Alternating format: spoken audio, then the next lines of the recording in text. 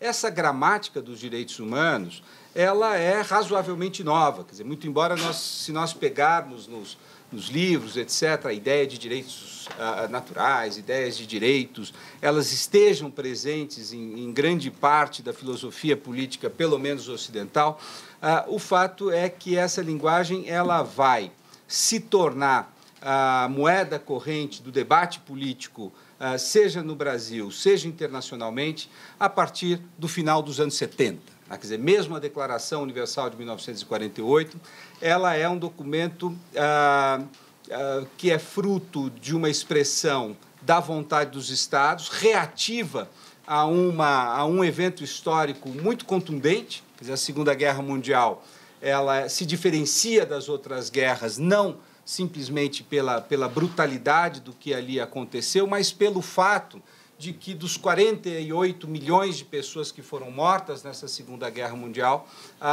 mais da metade delas foi de civis mortos pelos seus próprios estados. Né? Essa é a diferença da Segunda Guerra Mundial para as outras guerras, onde quem morriam eram os combatentes do exército inimigo, e não os estados que liquidavam, né? Como na Alemanha, 6 milhões de judeus, na Polônia ou na própria União Soviética, quase 11 milhões de pessoas foram mortas nesse período que vai de 33 a 45, de uma maneira em que se percebe que o Estado é um dos grandes constrangimentos e uma das grandes ameaças para a realização dos direitos. Então, a declaração ela é uma expressão da comunidade política internacional de que os Estados não eram assim tão confiáveis para serem os únicos zeladores da proteção dos direitos, como estava na lógica da Declaração Francesa ou na lógica da Declaração Americana. Né?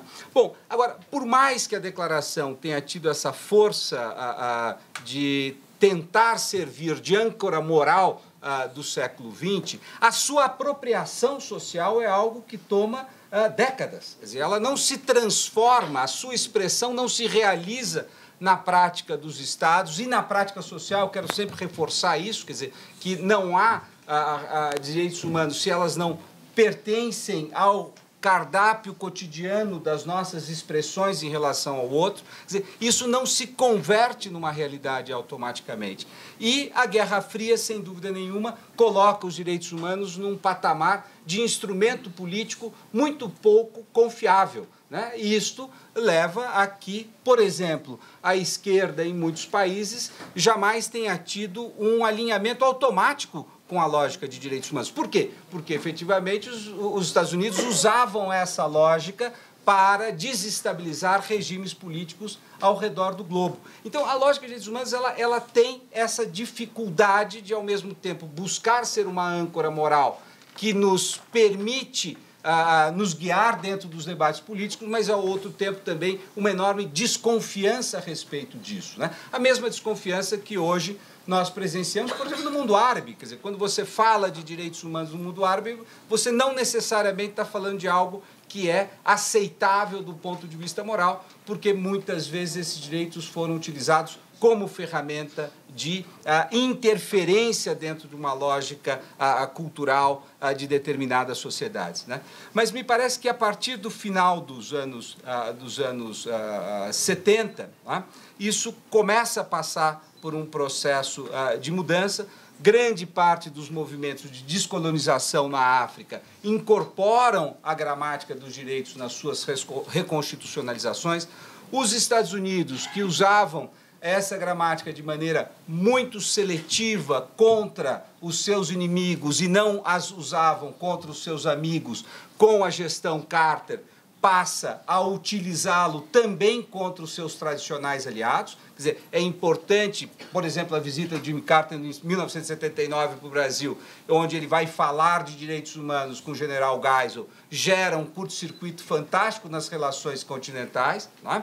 E a incorporação em diversos mecanismos da própria OEA de que havia uma mudança de circuito e que os direitos humanos não poderiam ser objeto de uma objeto subalterno de uma política imperialista norte-americana, e eles então começam a crescer na sua credibilidade. Então você vai ver uma mudança se vocês quiserem pegar uma pesquisa que foi feita muito divertida, quando que o termo surge nos jornais e nas revistas brasileiras. 1979, em função da Anistia Internacional, né, e em função da visita do Carter. Até então nós usávamos outras linguagens, repressão das liberdades públicas, que tinham um significado não só,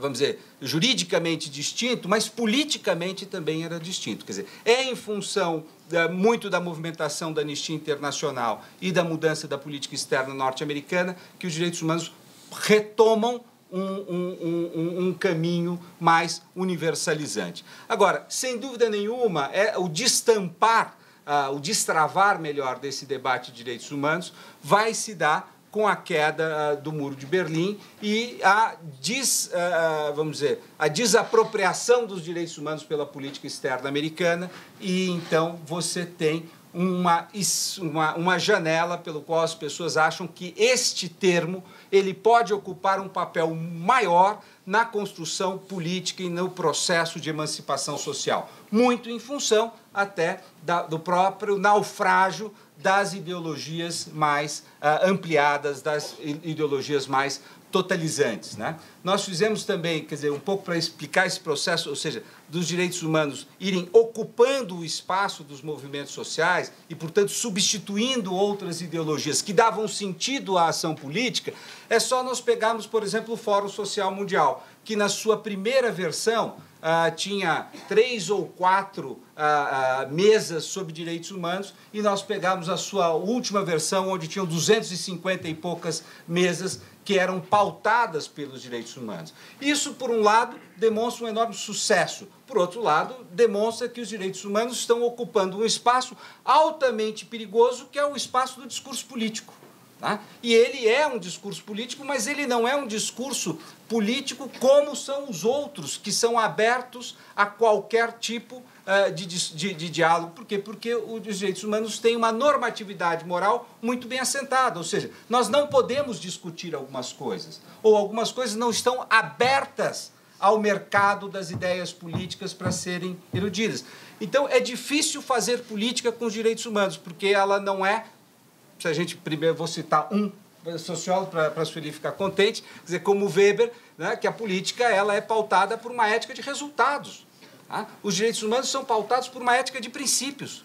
Tá? Nós não é só que temos que discutir qual vai ser a consequência do meu ato, é se o meu ato é em si legítimo e moralmente justificável. E, além do mais, ele tem que ter um resultado altamente qualificado no sentido de ampliar os espaços de emancipação. Então, veja, esse discurso que surge como uma reação em 1948, aquele drama do Holocausto, ele passa por um período de absoluta irrelevância, mas ele vai crescendo, crescendo, e com a fragilização das ideologias totalizantes, ele passa a ocupar um papel muito mais importante na pauta de todos aqueles que militam pela democracia, que militam pela igualdade, que militam pela justiça social, mas isso também torna os direitos humanos um ocupante de todos os espaços, né? E nós não sabemos exatamente o que isso significa. Eu acho que nesse caminhar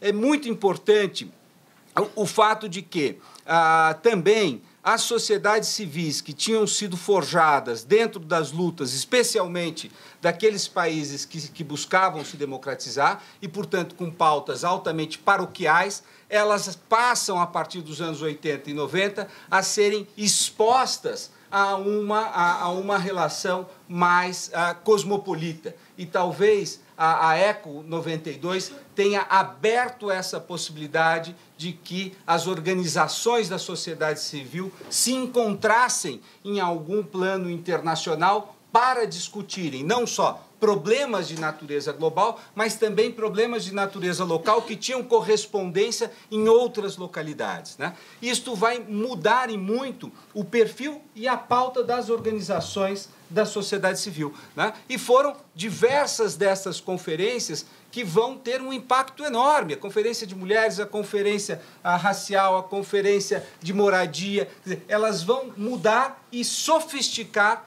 a pauta dessas organizações que tradicionalmente, talvez o movimento de mulheres menos, mas que tradicionalmente eram pautas altamente paroquiais, né? Então, nós temos esse crescimento, né?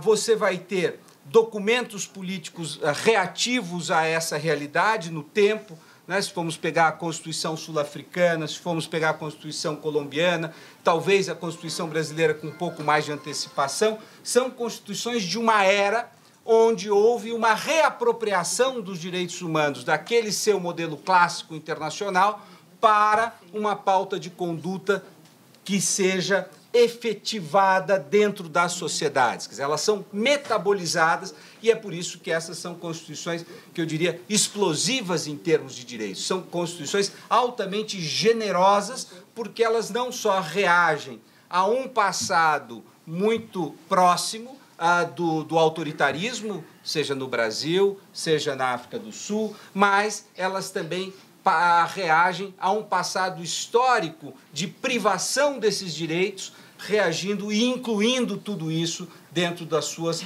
promessas, da sua rede de promessas. Então, se nós pegarmos a Constituição de 1988, ela vai, em alguma medida, tocar em problemas que são muito antigos da sociedade brasileira e em problemas que são contemporâneos, ou pelo menos que o surgimento dessas pautas, como a questão ambiental, a questão indígena, ela ganha mais força no final dos anos 80.